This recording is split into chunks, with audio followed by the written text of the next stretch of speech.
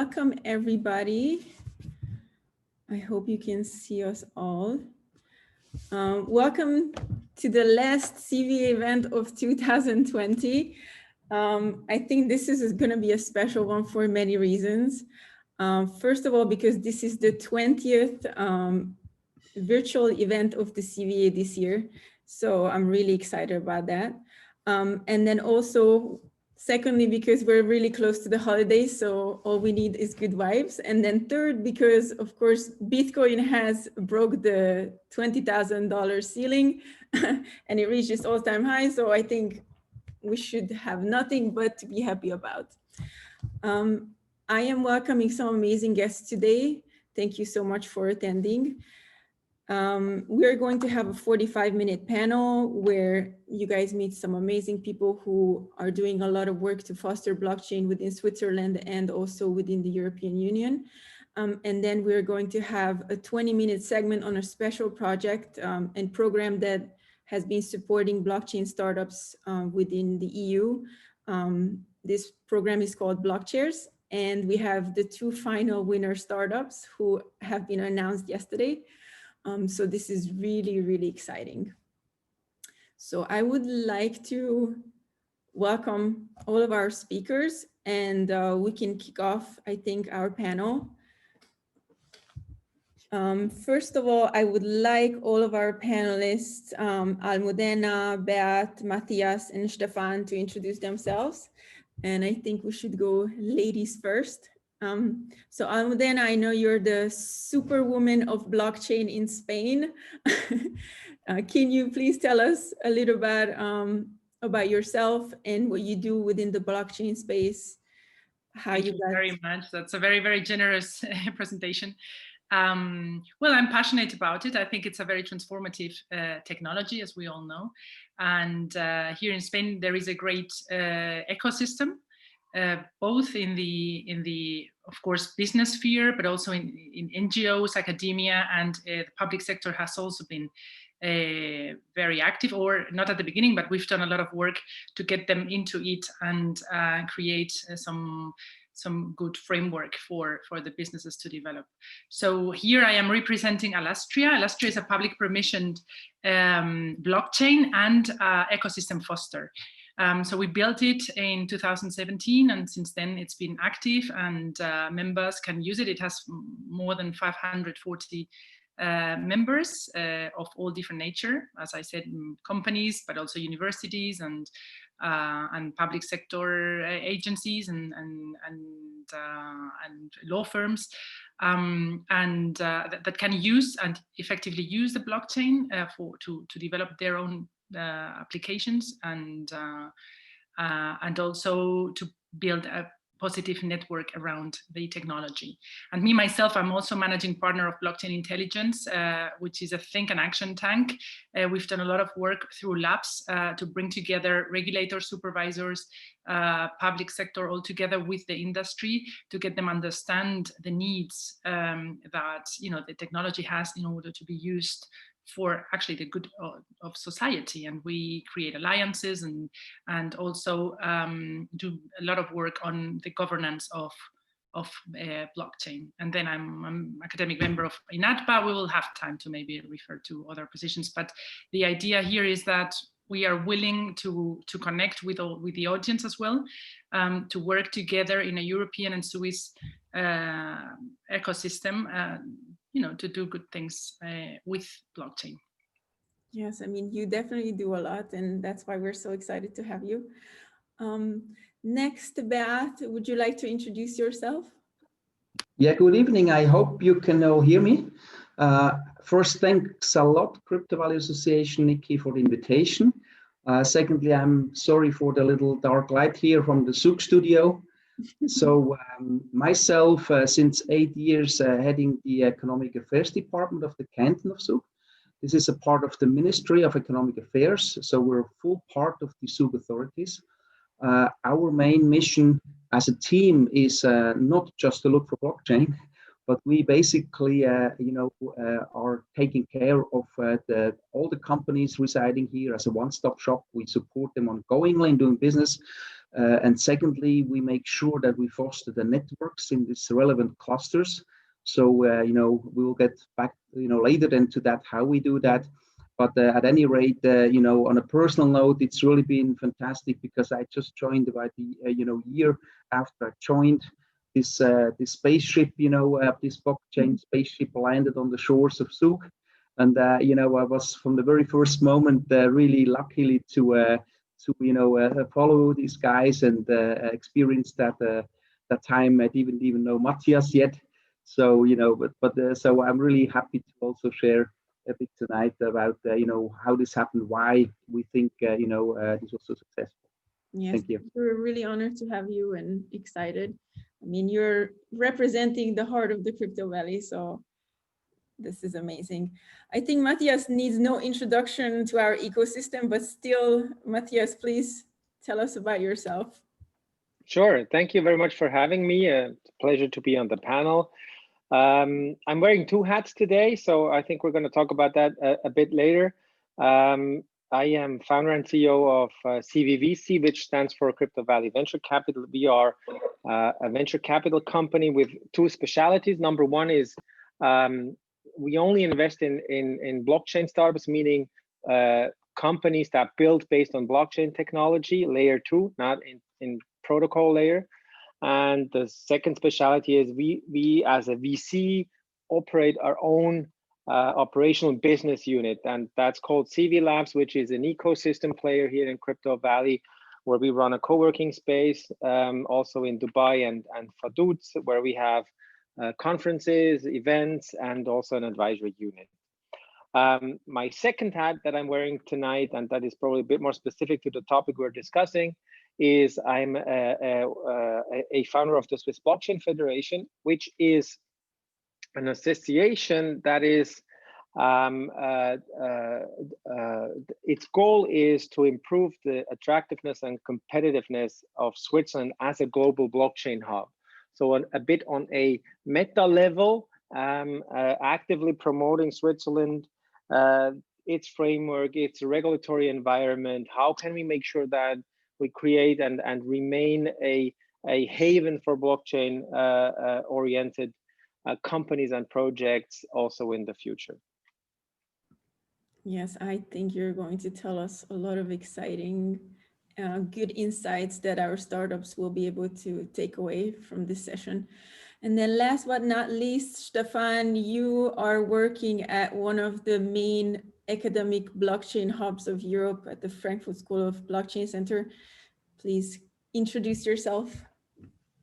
Yeah, hi everyone. Thank you very much for having me. Thank you to the Crypto Valley Association. As you already said, I work for the Frankfurt School Blockchain Center, which I believe is, at least in the German-speaking area, one of the leading blockchain think tanks and research centers. And we do a lot of different things. I think the reason why I'm here today would be one of our 4 pillars research, because I've been working on the project Blockchairs that we're going to talk about later for the last 1.5 years, together with Almudena and a lot of other guys. And I already said the Blockchain Center really does a lot of different things. We don't just want to be seen as a research center, because actually we're so much more.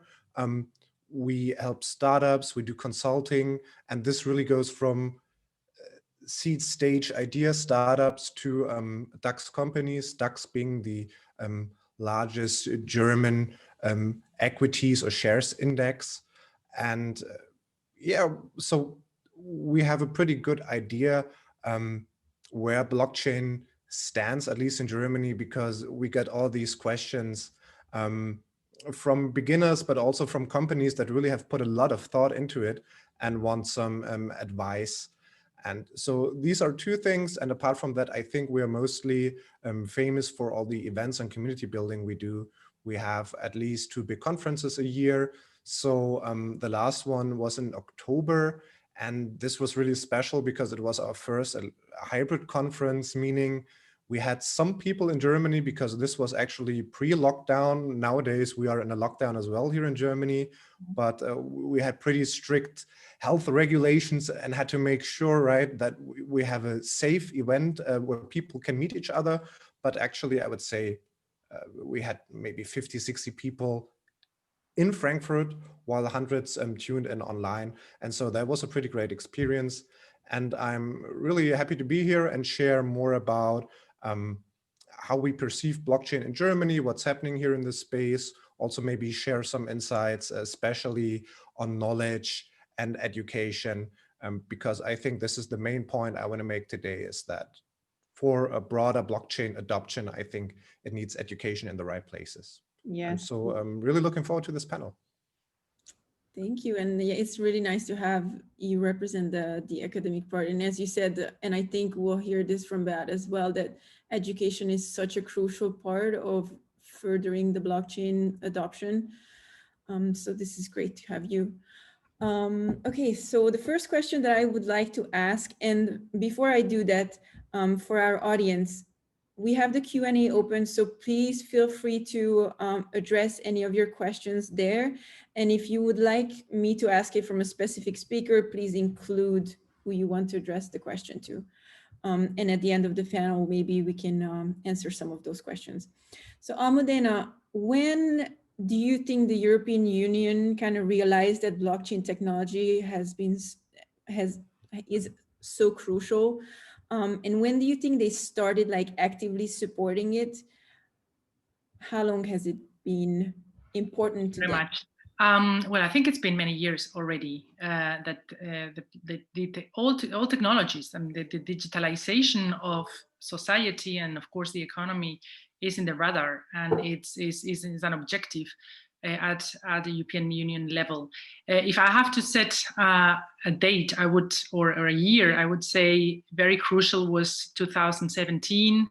And of course, then 2018, because there we had the agreement of building the European Blockchain Partnership, which was basically a political high-level agreement around the importance of the blockchain technology for the EU economy and the EU society, as I said, both. Actually, it's not only the economy, but it's far beyond, I think. And it also set the first stone towards the creation of the European Blockchain Service Infrastructure, EPSI.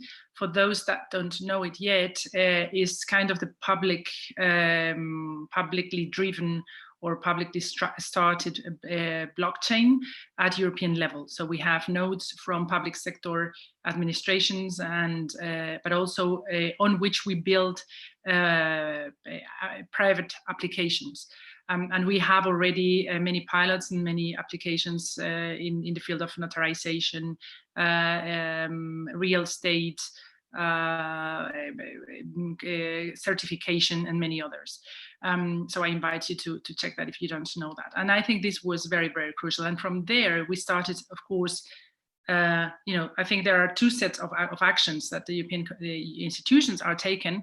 One is in the framework of regulatory action, and is the little steps that have been taken, little or big, first in the agencies, the ESMA and the EBA, the European Banking Authority and the European Securities and the Markets Authority, and the changes in the 5th AML directive, and ultimately this year, very recently, the market in crypto assets regulation, the proposal.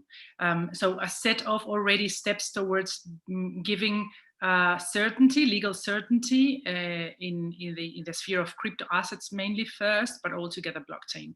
And then there is the second part, which is fostering projects that actually make reality out of the blockchain, the technology, and transfer it towards the economy, the real economy and real business and real applications also in the public sector. So there we have all the set of, the whole work done by the European Observatory, which is also research and following the markets, but it's many programs such as the one we're going to be listening and experiencing today, mostly the blockchains, which we have been working for the last 2 years, which mainly was transferring the blockchain technology towards SMEs and building use cases of blockchain in the sphere of the SMEs. And there are many of these in Horizon 2020 and also now in Next Generation Europe. So it's basically regulation and also fostering ventures and projects that make it real for the economy, since 2017 mainly. Yes, and then I think we'll go into the second portion in the next round of questions. But I would love to hear from Beth about the same topic, but regarding Switzerland and Zug. So when do you think it has become apparent to the Canton of Zug and Switzerland that crypto and blockchain is going to be something that they need to be focusing on? And I know you have a personal story here, so I would love for you to share. Well, as I said, it all started with the spaceship landing in late 13, January 14, and I think it's a great example. Matthias, I went through this. It's a great example of how Zug basically does conduct economic promotion. In fact, it's not an active industry policy, and the Canton of Zug, being so successful over the last 80 years, has never, the government never thought that they know what would be best or what would be the next best thing to come. So our basic strategy is, we want to provide the best conditions for any type of business to do business. So and it happened, really, and I have to look back a bit when basically Bitcoin Swiss, Niklas established in 13 in a stealth mode, more like nobody really knew at that time. He's here with 2-3 people, and then it was beginning 14 actually when basically the founders, the co-founders around Ethereum landed here, and around Vitalik, Mihai, Joe Lubin, and so on, Jon Gabers at that time with Monetas. So it was a bunch of crazy people, landing here, knocking at our door. And it's, I think, a perfect example of a public-private partnership without having it institutionalized. I think, we in Zug, we really do that, on the best level with the private, partners like, Matthias and so on, that we think what we can provide is, the openness, the innovative spirit, the accessibility, and how it happened then exactly, that we said, look, what do you guys need? They said they came here because to Switzerland is a democratic society, is open for regulation, has this long tradition of financial sector, has great IT talent and so on. So they said, look, we just want to, do here and win the race for the first protocol. And I think that was the moment, really, within 2-3 months, we shared that with our ministers. We had, great, at that time also great ministers that were open. And you can imagine at that time, it wasn't so, so bold, or let's say so a reputation, that Bitcoin had. And I think we highly appreciated, this risk-taking of our ministers to say, guys, let's do it. Let's be crazy. Let's do it. That's great. So, and just to show a little bit one story I really remember, when after 2 months, we needed to submit the work permit application for Vitalik. He needed the work permit. He is non-EU. And we sent that to Bern. And, they sent us back and said, he doesn't get a work permit. He doesn't have a university degree. Because in the law, it says, highly qualified specialists only get work permits from the non-EU. So, this was the first kind of challenge to convince our federal government that, maybe Vitalik is also a highly qualified specialist.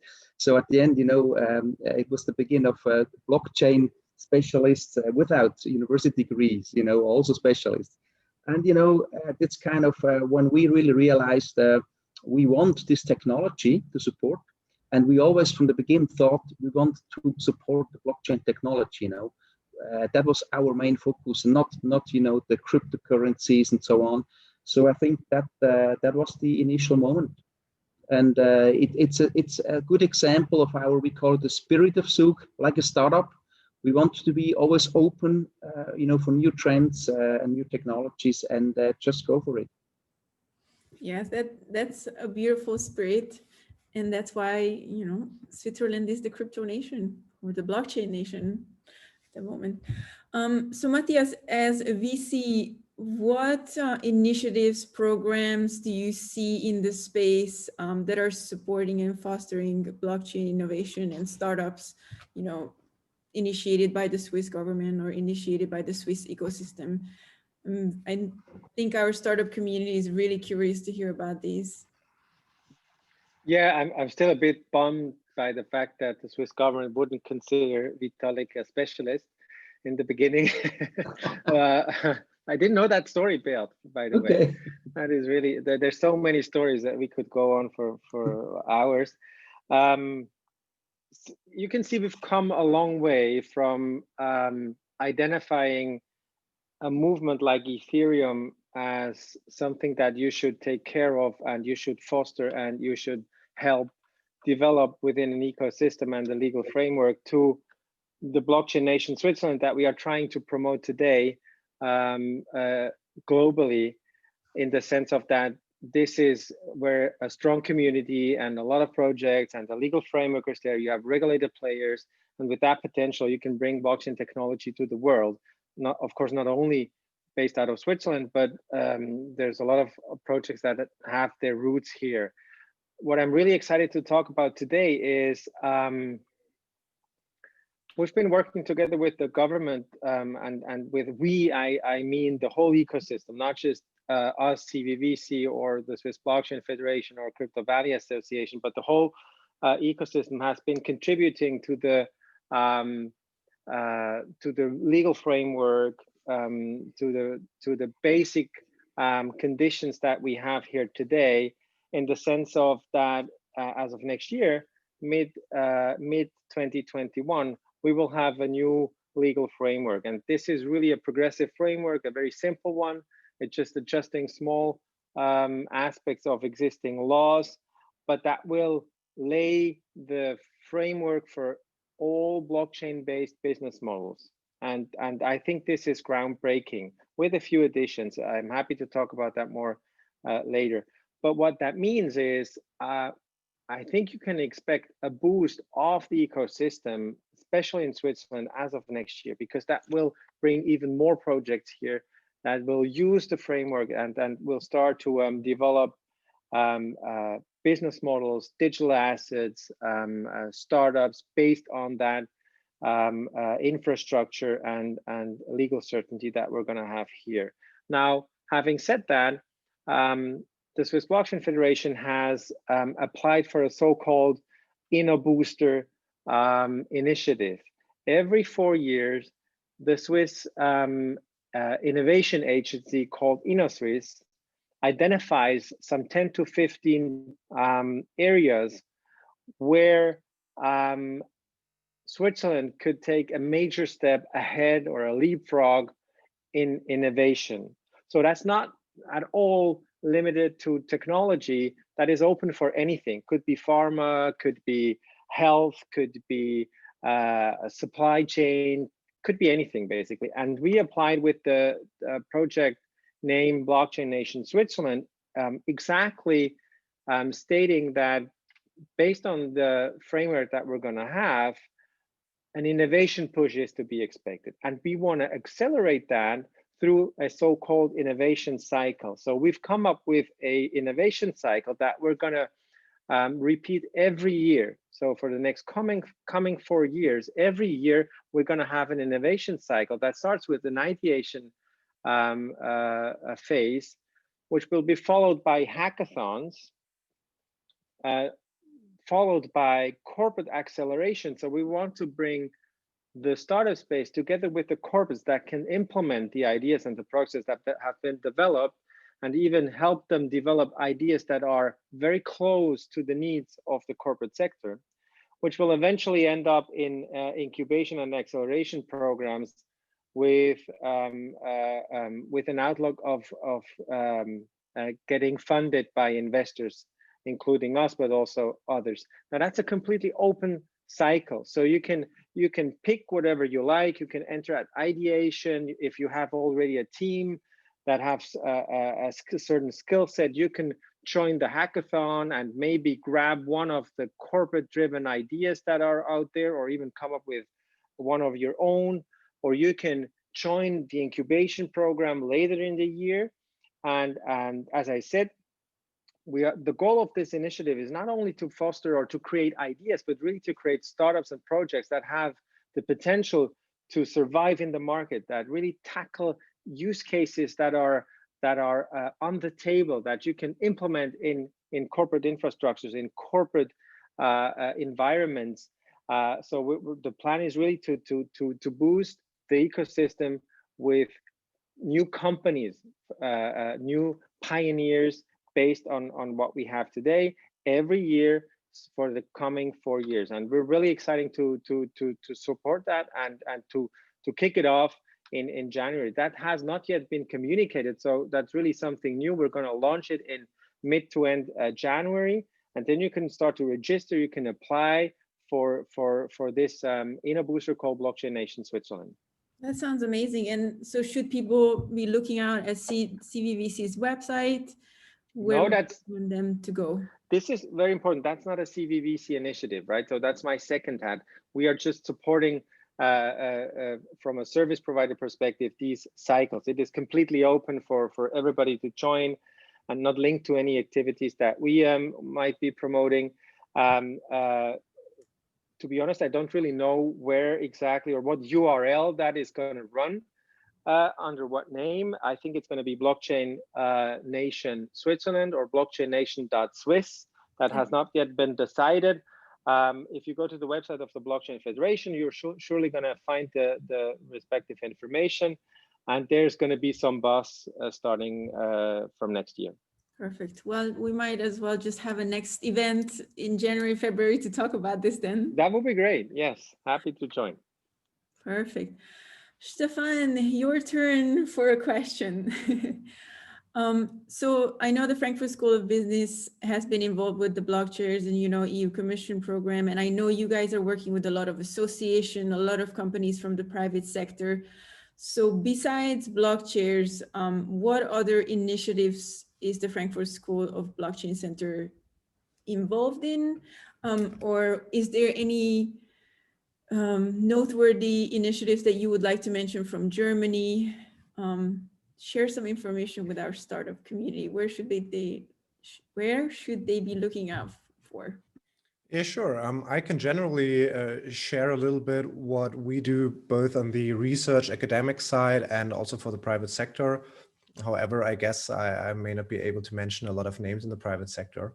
So as you said, we work on block chairs, and I think Almudena already described a little what's happening there. So for me, it's building the bridge between blockchain startups and SMEs, which I think is really important because like 99% of the companies are SMEs. And we are also working on a different Horizon 2020 or European Commission project, which is called Blockpool, which has a pretty comparable scope, I would say. And we're also working with the Digital Innovation Hub of the European Commission. And also in Germany, a lot of stuff is happening. So I would say in general, Germany has states and also the government on the federal level. I think the states are a little hesitant yet, so there's not too many projects, but on a federal or governmental level, we are involved in iBlockchain and Cosmos. Both are projects that run for 2-3 years and mainly want to answer the question, how can blockchain be used for industrial applications? So IoT, machine-to-machine, stuff like that. And this is really not just purely research, but these are consortia where academics like us or other institutes are involved, as well as some of the leading industrial German companies. And they are working on prototypes as well. So this is pretty cool. And apart from that, as you said, we are indeed involved in a lot of associations. We've been founding at least 2 of them. One is the International Token Sanitization Association. This is not just based in Germany, and this might not be the direct boost for startups as, for example, what Matthias just mentioned, but really the goal here is to work towards global market standards when it comes to tokens, to blockchain in general. Could be technical, could be for the financial sector, because I think, right, blockchain offers so much potential for various industries and use cases. But for example, if we talk about the financial industry, this is heavily regulated. They have a lot of standards. And I think if we want to create something on blockchain, be tokenization or whatever, we need standards that are at least comparable so that these big players can make a move. So this would be the ITSA. And I guess if people are really interested in also pushing towards these goals of sanitization, feel free to check it out. It's itsa.global. Apart from that, we also recently launched something called the Digital Euro Association. I think the name gives it away. My boss, Philipp Sandner, the head of the Blockchain Center, is actually really engaged and involved in this topic of the digital euro. Also because the focus of the Blockchain Center itself is not crypto, but really mostly industrial applications. And I think if we want to have industry use blockchain and cool payment solutions, most of them will need some sort of euro on a blockchain, because I think if you talk to them about, be it Ripple, Stellar, Ethereum, whatever, a lot of them will hesitate and yeah, just observe and not take action, which I think we need right now. So with this association, we want to make the European Commissions and also the German government aware that something like the digital euro needs to be at least thought about. And I mean, it's not just our efforts, but of the community that the ECB is now looking into that. And so that's great. And apart from that, one thing I want to highlight as well is something that started, I would say 2 or 3 months ago. It's called DLT Talents. It's a really niche project. I think it's closed for now, but I'm pretty sure because it's a great success, there will be a second version.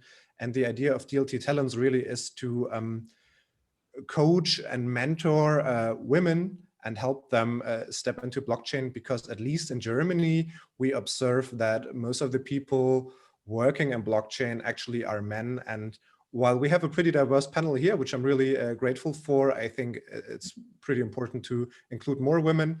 And so this is something we're pushing. And apart from that, you know, Philipp Sandner is part of the FinTech Council of the federal government. We work with the Ministry of Finance, Ministry of Education and Science. So we are involved in a lot of places. Try mostly to, I would say, educate politicians, make them realize that if they don't think about blockchain, they might missing out. And I think this becomes painfully clear if we look at Germany and then, for example, at Beat and Matthias, who just talked about Switzerland. I think Switzerland is doing a great job. I think here in Germany, it's not too bad as well with custody. We made important steps with generally the blockchain strategy of the government. This is a step into the right direction.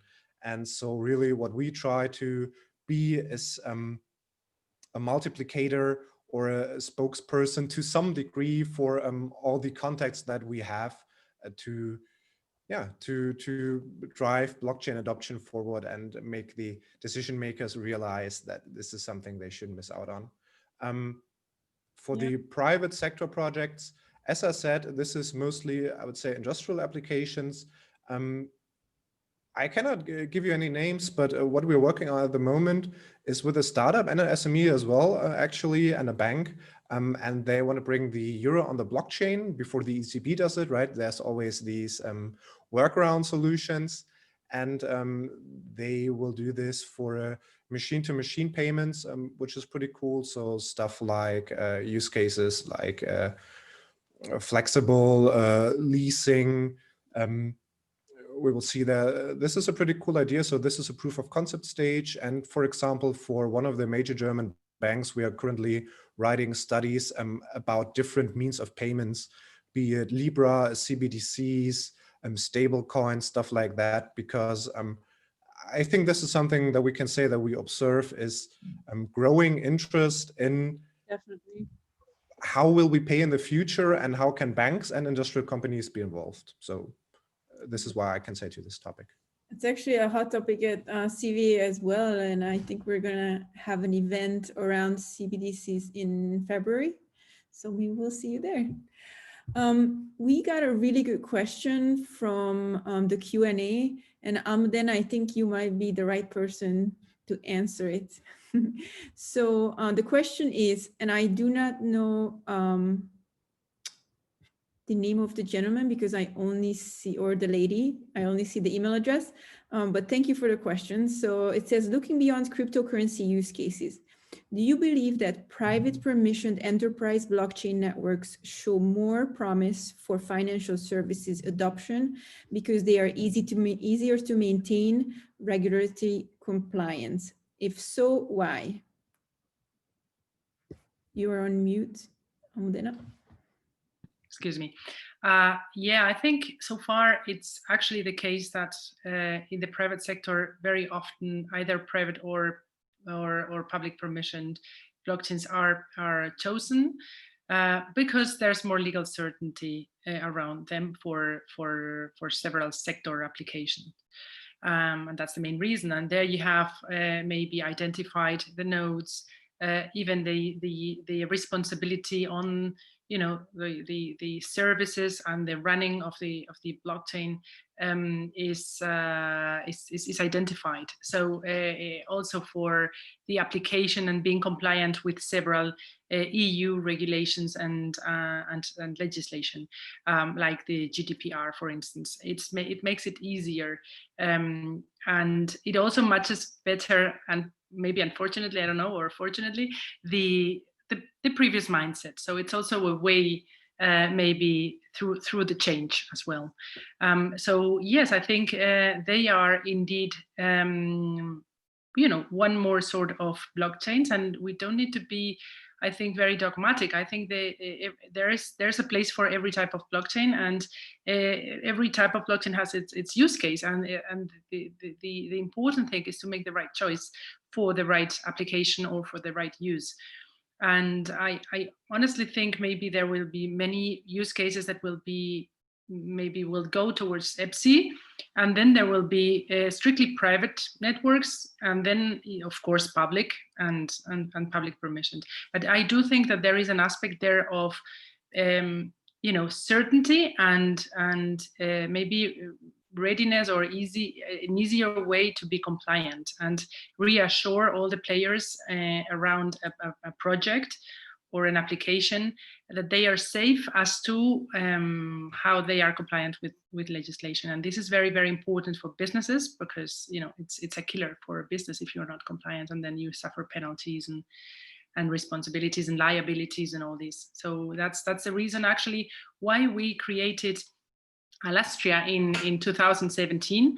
It comes from actually a set of people that we were sitting together and saying, actually, the current options, we cannot go back to our boards and convince them to use these blockchains because of their settings and infrastructure and nature and the way it's run. So we need something that reassures them that they can use them without assuming further liabilities than they wish. And that was actually the reason. And from there we started building actually in a cooperative way, because Alastria is also built by the members themselves in a cooperative, open way, and building it together to give a solution to all these applications and industry use cases that needed to be done, and we're not finding the right place, the right blockchain to do that. Thank you for the answer.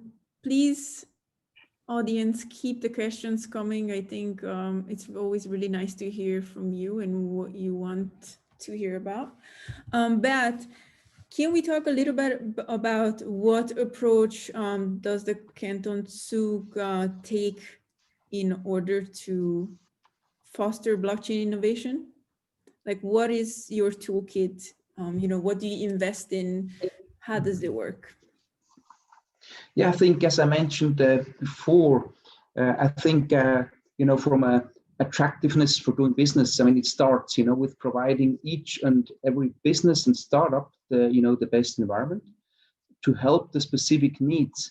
And I think, lots of that has to do, Matthias already mentioned, what happened all in the area of legal, regulatory, over the last years. And I think here again, it is our understanding of government that we want to be a catalyst. We want to be a catalyst together with the private partners and initiatives, and as this has been in the past, it was an excellent, partnership. When I think back, Matthias, at that time, it was still Lakeside Partners called, not yet CVVC. You managed, together with some of, it was basically personal, with some of our ministers to get the federal council here, and then go back the next day and say, let's do the Crypto Nation Switzerland. I mean, I think this is an important role. Also, we want to continue to do, to be a catalyst to there where we can provide value adds. And that will continue in the level of the ecosystem. That's the second layer. Then, I mean, we want to continually bring the people together. And I remember, for example, in 14, 15, 16, a long way. I think we had discussions about creating the Crypto Valley Association, and there were so many players. Not everybody had the same ideas and so on. I think it was also a bit our catalyst function to make this possible, that there were not 3 or 4 or 5 groups, but one association. And when I look now, our role of really bringing also this speed and this spirit to the world. I mean, we were happy to have these partners like CVVC. When I hear where Matthias is, running around everywhere in the world now, I mean, we as a Canton, for example, we ourselves are strongly engaged in the regional corporations like Greater Zurich area, metropolitan area, Switzerland Global Enterprise, Present Switzerland, Swissnex, all these things. We basically we have kind of an institutionalized partnership there, but we cannot go everywhere. And it's fantastic to hear that, Matthias, you guys are kind of, from South Africa to Asia to, everywhere, there's things going on. You try to make sure, together, you bring this value add out, this promotion out, and you leverage, And I think we want to keep this role, we wanted to keep this role as a catalyst, just doing what we can do and we need to do, but leave it basically to the private partners. But I think the most important last thing I'd like to mention, we want to also invest the tax money in a reasonable way, in the best way. For example, relating to this digitalization of blockchain, about 4 years ago, we basically set up a new IT university in the Canton of Zug. It's part of the Swiss Central University of Applied Sciences. And, I think there also the Canton Zug, in charge of that project, we won, the race for locating it in our canton, because we could convince the other cantons it's the best place. And, on a greenfield, basically it was, for example, René Hüsler, also first on the board of the CVA for the first years, who's now the dean of this university. And when he started, he had the mandate to start this university on a greenfield. He basically could just build it, based to the needs, So there is blockchain, there's digital ideation, there's IT, AI, all these new kind of curriculums, we need the talents for. And that's where Canton Zug invested, a lot of money, not in specific startups, but in the overall, infrastructure to make sure we continue to have these talents, in the area. And that's kind of, I think, what we want to continue. Focus where we have something, to share and to provide, to contribute, and make sure we always understand the needs and the trends, and we kind of can react in the best way. Yeah, I mean, it's nice. So it seems like you have the 3 pillars that you are spending the tax money on, which is education, sort of mediation between the companies and the different players of the ecosystem, and then supporting the regulatory environment. Right. Yeah. Nice approach. Okay, Stefan, we do have some audience questions. I wonder if you want to share your thoughts about the new French regulation regarding KYC. Obviously this is very recent. I know I'm putting you on the spot. Yeah, don't worry about it. So I want to be totally honest here. I'm not too deeply familiar with it, so my take will be rather vague. Maybe someone else can step in later on. But what I can say initially is that I think 2 things are important. First, when it comes to KYC, to regulation for exchanges, I think this is something that we've seen for quite a while now, and we know that exchanges are, or most exchanges are not really decentralized, but decentralized, which somehow goes against the idea of blockchain, I guess. The exception being the developments we see in the DeFi market now. About what really happens in France, how to tackle it from the perspective of the blockchain center, we don't really have a stance there. Personally, I think more regulation, or there needs to be a good balance of regulation to not eliminate growth or the startup spirit that I think we have here in Europe, but we need some rules because otherwise it won't work.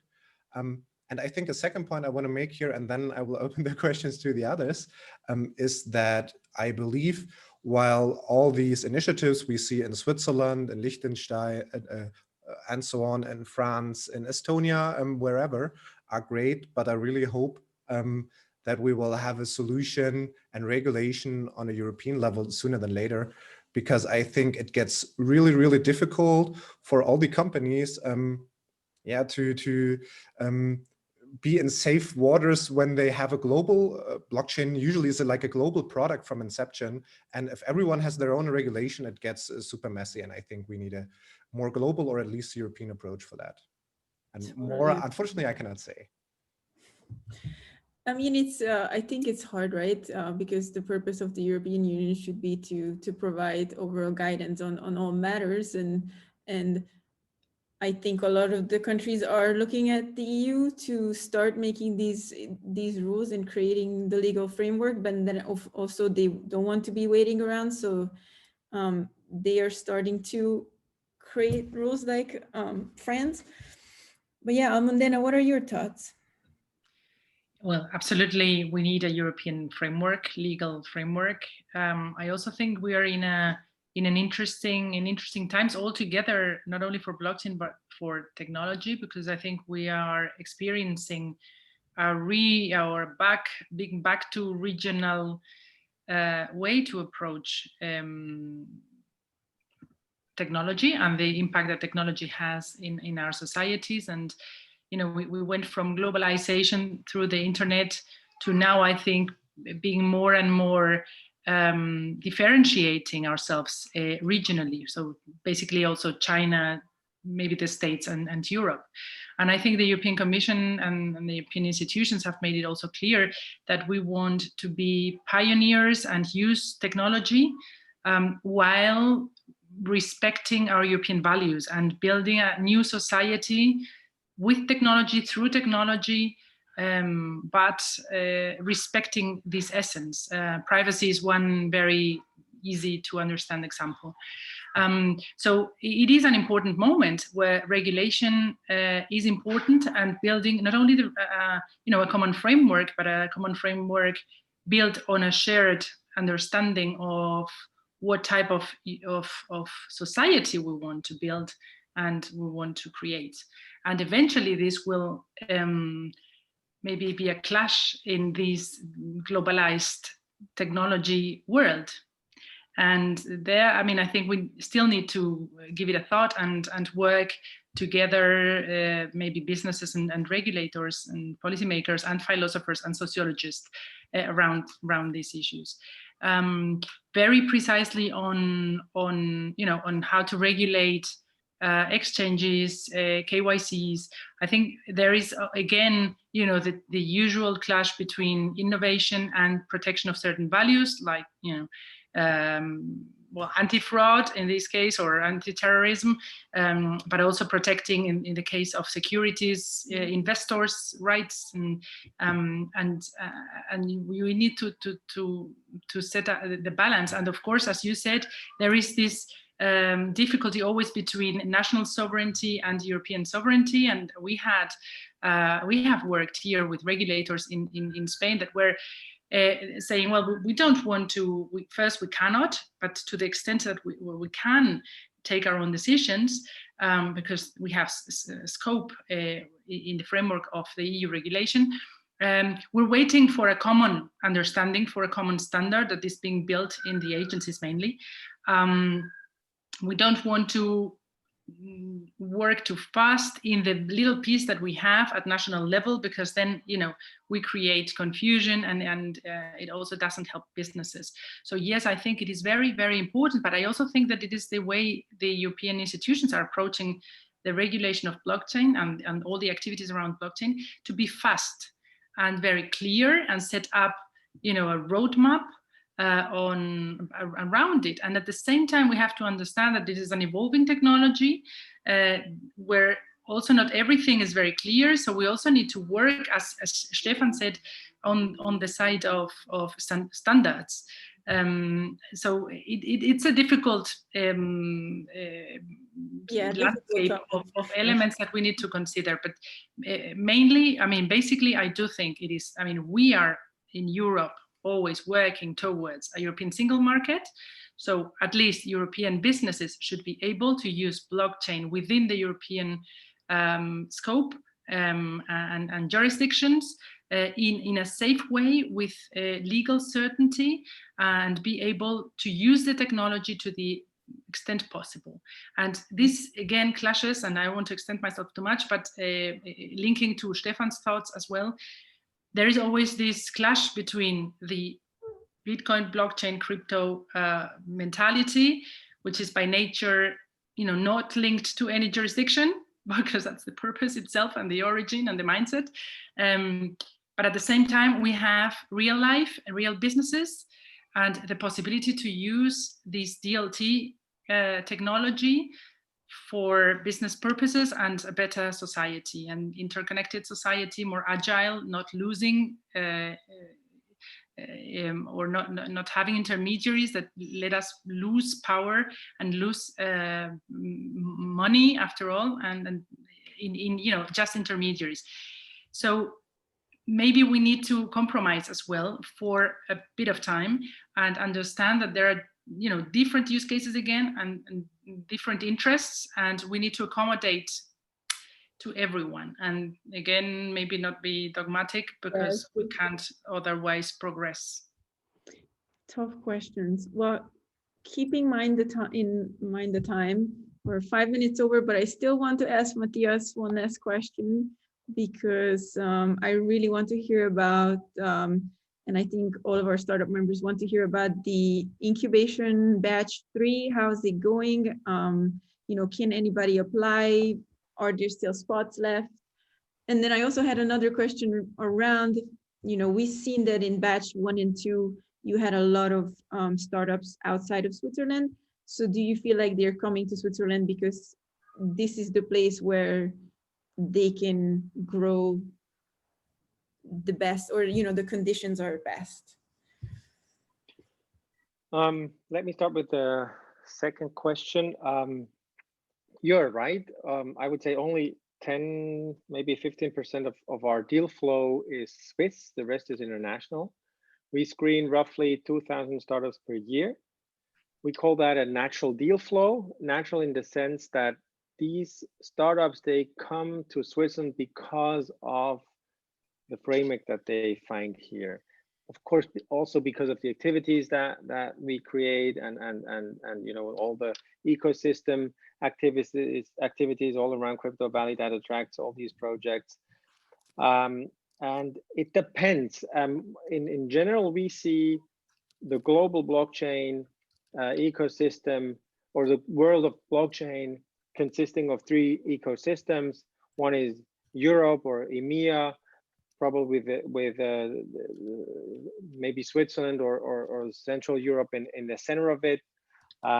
Then there is Asia, and I think a lot of innovation is being driven by Asia.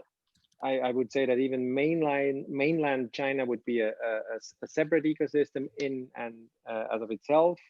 But then if you look at the Southeast Asian economies, and the innovation that comes from Southeast Asia is really impressive. A lot of that is also driven by the trading, secondary market, exchange aspects of blockchain, very much cryptocurrency or currency token driven. And then, of course, America as a whole, including Latin America, but also if you look at in the innovation side in blockchain, a lot of innovation still comes from the US, right? But it's a bit more like the major, the large projects where you can tackle you know, just for example, the regulatory environment in the US is much more complicated when it comes to the different entities that are involved if you want to build up a business and everything. So you basically need a strong backing if you want to start a project out of the US.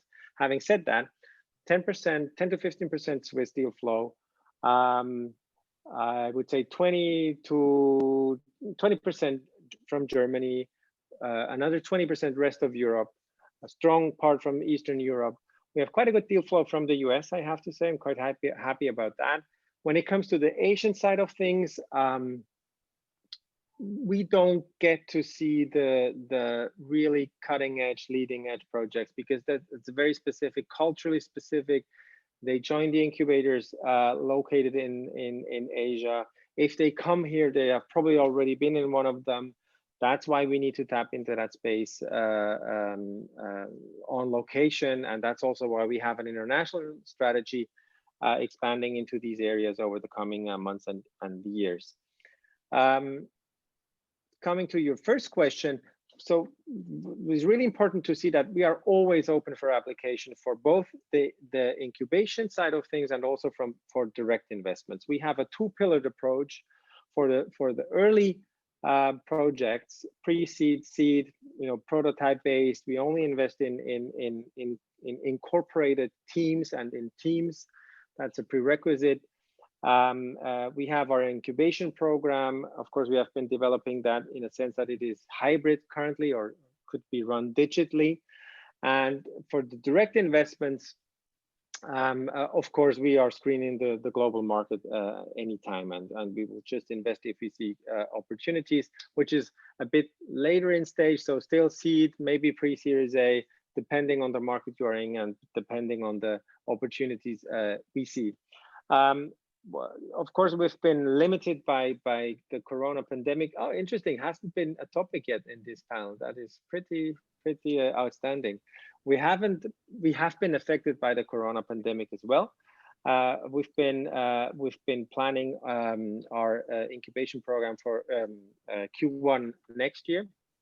And given this new initiative of the Swiss Blockchain Federation and the whole InnoBooster thing, we are concentrating our activities in the context of the InnoBooster. So we're going to run a large incubation program in Q3, and we can host many participants. Maybe we're going to have one or two more.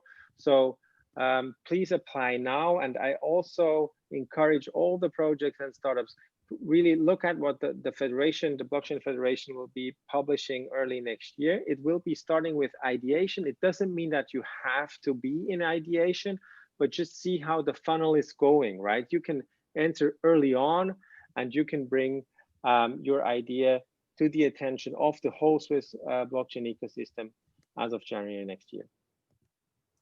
Good information. Well, hopefully a lot of our startups will be going your way. Almudena, I know you wanted to add one more thing, and you want to talk about Next Generation Europe. Yeah, very quickly. I know we're out of time, but I think it is important, and indeed I wanted to mention the pandemic, which I think we're all tired to talk about, but it's a reality that we're suffering the consequences, but also that it is a great opportunity for digitalization of traditional businesses, and I think blockchain can do a great deal of and have an important effect on how to improve efficiency in this new economy, and that's the direction that the European institutions have taken with the packages that aim to foster the European economy post-pandemic. And in this sense, we now have to build all the projects that can apply to this European funding, and which, there is a very clear pillar and direction, which is digitalization, digitalization, digitalization, together with sustainability and inclusion and others. But digitalization is a key thing. So all the projects that are built, and these are aimed because of the size of the projects and the money to which one can apply, is meant to be consortia. And including SMEs and including, of course, technological partners. So in Alastria, we have built a hub that aims at helping creating these initiatives. And so if anyone is interested, you can just contact us, and we're working with consultancies that have a lot of experience in these, and help them build the projects in a way that first have a great impact in the European economy. So covering the main objective of the funding, and basically including digitalization in the SME sphere and also with corporates. Yeah, and it's quite a big budget. It's 1.8 trillion euros that they allocated for Next Generation Europe. So if anybody is interested in this, definitely go to the European Commission's website. I know they have different like chapters within the digitalization of what they allocate funds for, but it does seem like blockchain has received quite a significant chunk out of this. So this will run for the next 4 years, or how long is it running, Almudena? I think it's 4 years, yes. Okay. Well, we're kind of running short of time, so I thank you for being part of this panel and sharing all the great insights. Thank you so much for coming.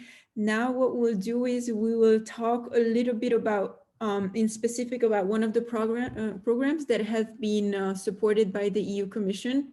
It's called Block Chairs. So I would like to invite Nestor, Jose, and Ella to turn on their videos and join us. Hi, guys.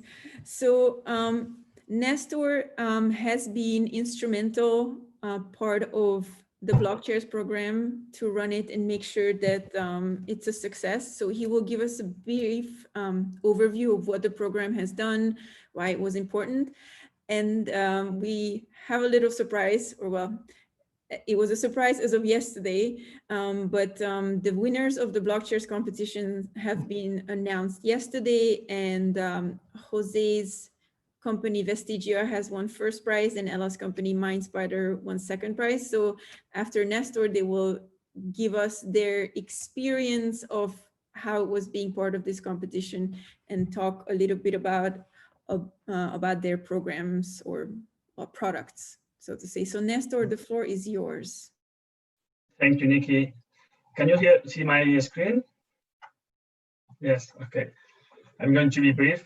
Thank you very much also for the speakers before. It was a really interesting debate about the technologies. So as Niki said, I'm going to tell you about a specific project that was developed with the support of the European Commission, the Block Chairs project. So our objective was to facilitate the revolution of the distributed ledger technologies for the European SMEs. We were participating 4 partners. We were coordinating the project. From Zavala, we are located in Spain. We are a consultancy company there in Spain. With the support, the technical support, as you have seen before, of Frankfurt School and Alastria. They are the blockchain experts in our project, and also with the support of Innomind, it's also a consultancy company in Hungary. So we were the 4 partners behind the blockchain project, and we are being supporting the different SMEs. Our objective was to select SMEs startups developing solutions with different DLTs for the validation in end-user SMEs and new use cases, and create the necessary conditions for the implementation. Later, you are going to see the use cases of Vestigia and MindSpider, so they are going to better explain.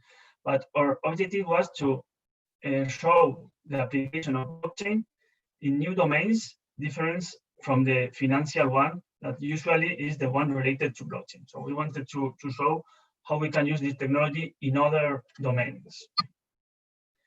For us, when we speak about one use case, we are speaking about the relationship between two companies. So we were looking for two SMEs working together. We have an end user SME that has a need, and we have the technological SME that is going to give a solution, in this case using a DLT technology. So we want to give the end user a high added value solution, in this case using the blockchain. But for the end user, the important thing is not to use the blockchain, is to have a solution for the problem or for the new business model.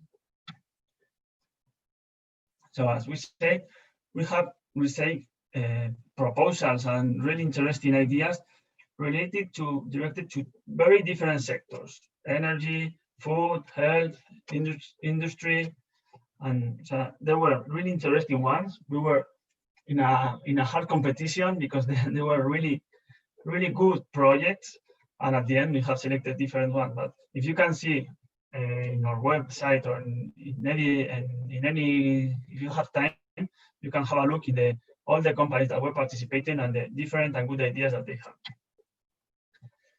How the project works. So we were selecting companies from an open call that we opened in March. When we closed in March, it was open from January to March, so all the companies can apply there.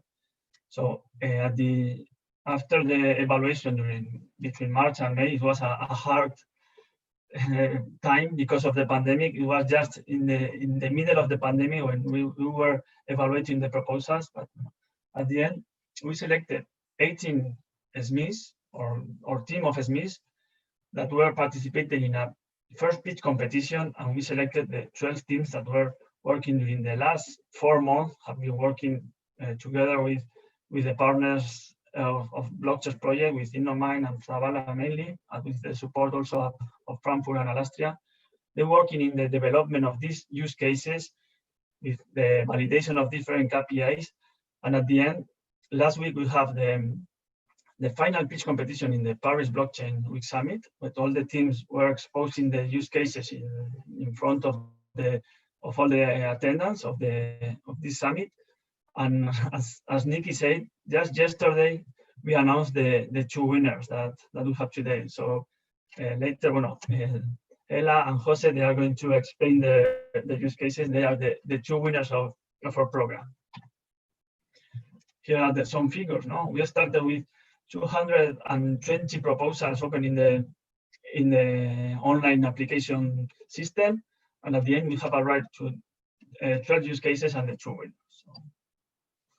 And also the geographical distribution was really high all over Europe. It was spread with more than 28 different countries applying with their solutions.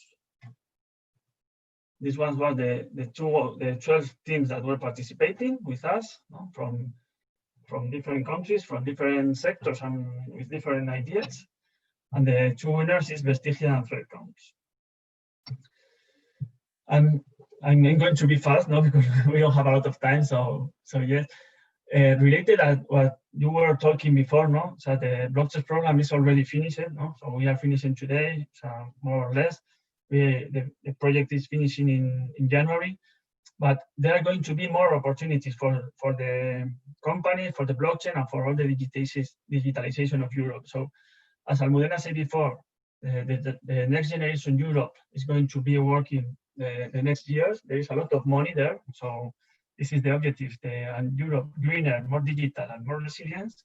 So take a look in this digital transition. I was going to say screenshot this screen, because if you're a startup and you are interested in getting some funding, because these are very important projects that you can still apply to. Yeah.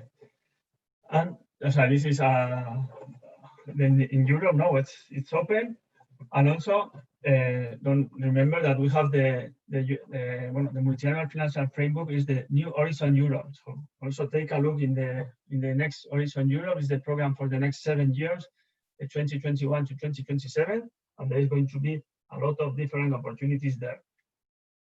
For startups, I wanted to tell you maybe it's easier to participate in programs as blockchains. We are like accelerators, as as programs that we receive the funding from the European Commission. We are the ones that are competing in this high consortium now with all the companies or the research centers in Europe, and we distribute these fundings to the startups. So at this moment, from Zavala, we have different programs open. No, so I have included here some of them. You can have six examples that you can see. They are related to different technologies in the only in the digitalization sector, no, for big data, for blockchain, with different opportunities. But these ones, they are already open right now, or they are going to open an open call in the beginning of 2021. So take a look, and I think it's easier for you as a startup to participate in programs like this that in maybe competing in the higher programs. But take a look, and there is a lot of opportunities. So be aware and just try to find these opportunities. From my side, it was like short, only to speak about that. And I give the floor also for Ella and Jose. I don't know, Nick, if you have any doubt. But no doubt at all, of course. Thank you so much, Nestor. I think this was really valuable. And what I had the pleasure of being part of the program a little bit during the coaching. And actually I worked with Jose, so that was nice to have this personal connection to the winner. I found it very useful. One is because the requirement was that the companies or the blockchain startups work with SMEs from the field. So, you know, you already have somebody who's using your technology and implementing it to an industry that's not necessarily finance. So I love that. And then I also love seeing the companies go through the process of growing. But thank you so much, Nestor. I let Jose and Ella talk about their experience. Jose, since you guys won first prize, the floor is yours. And doesn't mind if Ella go first, but okay, as you want. Let's go. Okay, I want to thank you to Blockchain, all the partners, and also to you, Niki, because you help us a lot to well explain this pitch. So and this is the first time that I have the opportunity to congratulate also Ella. So good job, and it was really difficult, the competition. So I'm José Manuel Avelino, CEO of Vestigia Blockchain. We promise when we arrive to the program that we will help with blockchain to protect this wonderful ecosystem. So, but also, the most important is that our solution will help to SMEs, European SMEs, to prove and improve their sustainability practice. But doesn't matter if you do well, if you don't inform to the final customer. So also we included to the customer, to the SMEs that we will help, and to close a global solution for the water scarcity problem, give an effective tool to help companies, but also regulator to arrive to the green commitment, Green Deal commitment. So we are presenting a project that is really is a project that really we developed from scratch. The people say, okay, agriculture, blockchain, and also water is all enough. You are crazy, guys. So I'm proud to present the work that we made in the program with all your support, in a big all your support, and it consists in a IoT devices that we developed with a partner called AgroAir Technology here also in Spain, that can measure in a real way the water consumption and also the pollution by fertilizer. But to prove to prove that because today the industry, the agro companies is estimating what is the quantity of the water, and even if you want to be more sustainable, you have no way to prove to your final customer and retailers that you are making the thing good and you will achieve the commitment from the European Union. So we use our platform blockchain in order to give this kind of visibility. And to close, we use also our anti-counterfeit and anti-piracy technology to give all the information to the final customer in the mobile phone.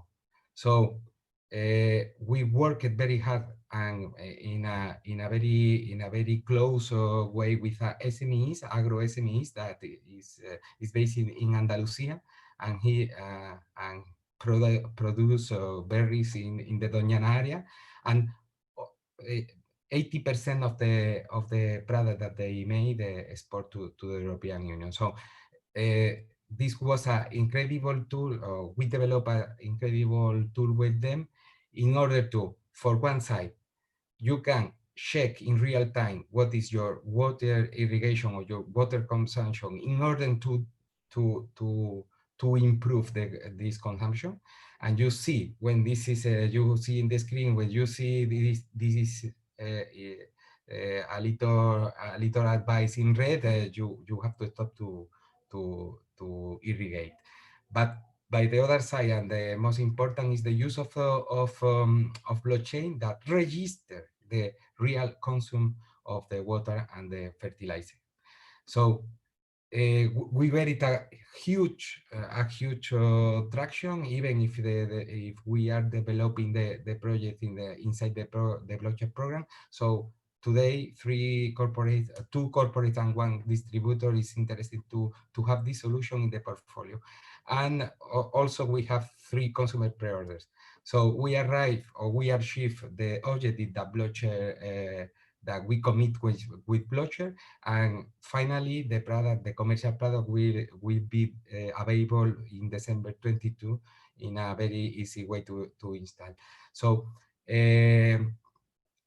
we are impacting the market using blockchain and using also out of the that we are used to hear about blockchain.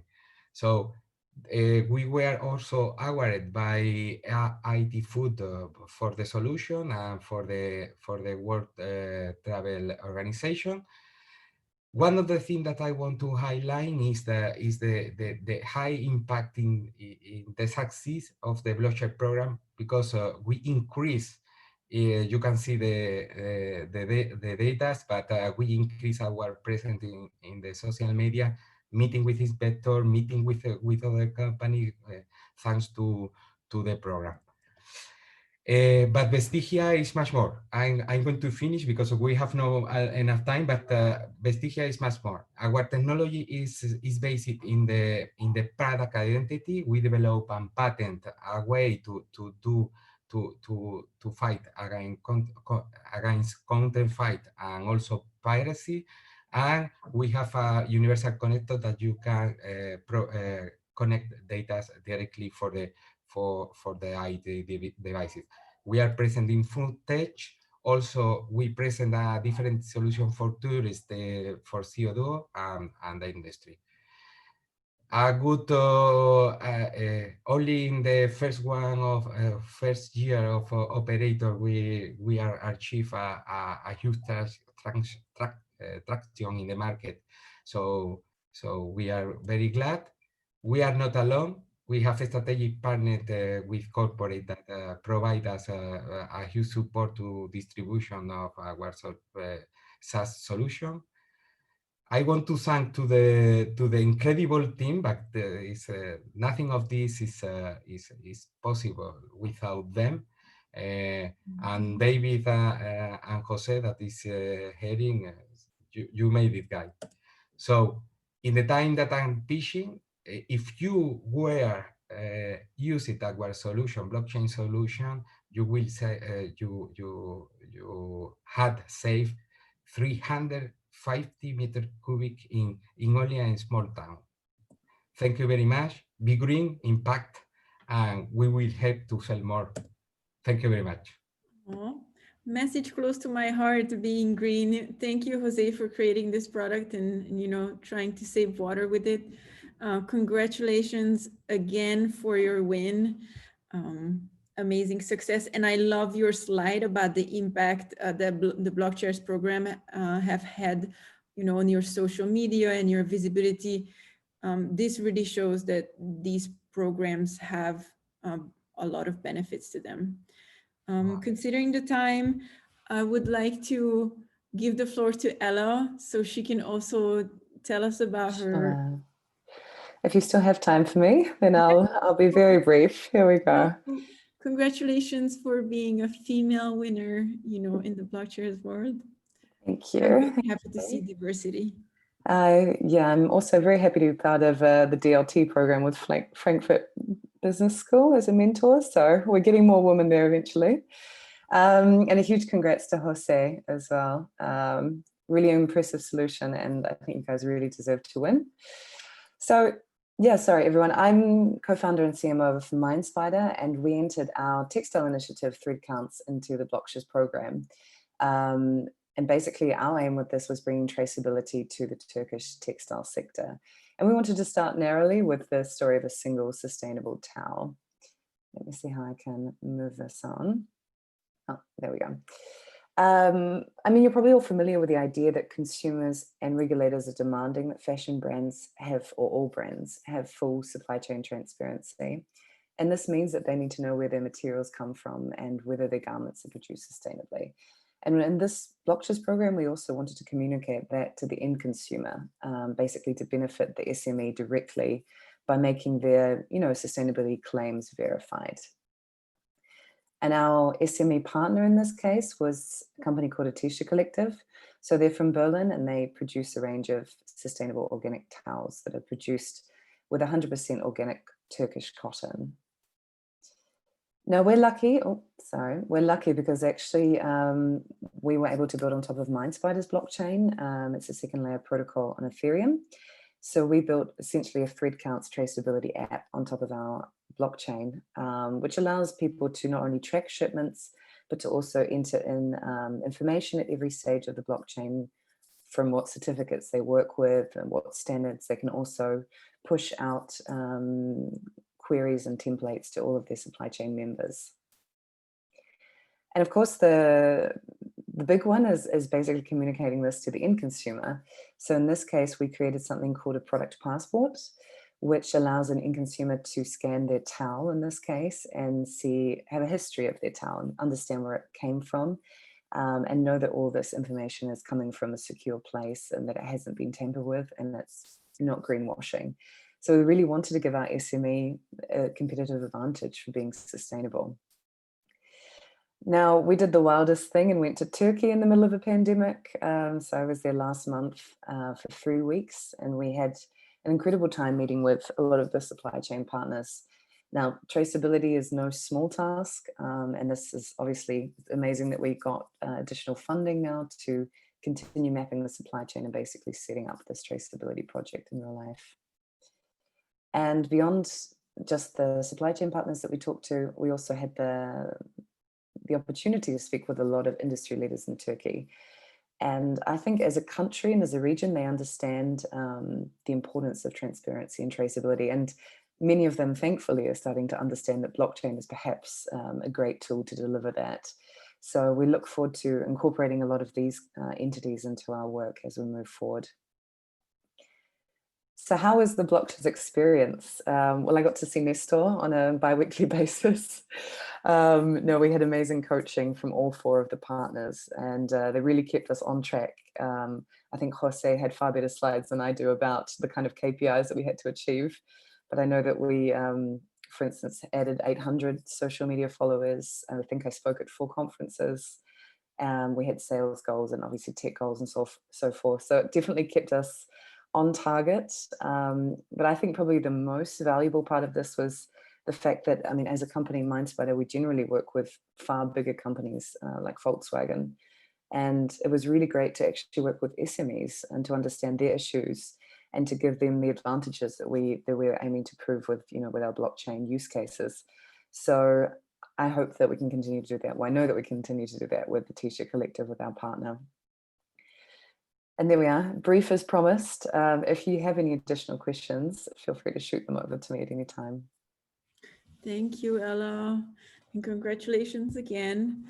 Thank you. I'm so glad to hear that you guys have grown so much, throughout this competition. So it served its purpose. Absolutely. Should have all the panelists back. I know we're almost 2 minutes away from 7:30, so I just want to say goodbye and thank everyone for attending our 20th and last CVA virtual series of 2020, a lot of 20s, and 20,000 for Bitcoin today. So this is a coincidence, or I don't know. Anyway, thank you so much for coming and sharing your thoughts with us. I want to wish you happy holidays and a prosperous new year. Hopefully we can have an in-person Crypto Valley event next year. And it will be nice to see where everybody's in like a year's time. So I'm sure we'll have you back soon on one of our events again. Thank Brilliant. We hope so too. Thank you very much. Thank you. Bye. Bye. Thank you. Bye-bye. Thank Bye. you very much.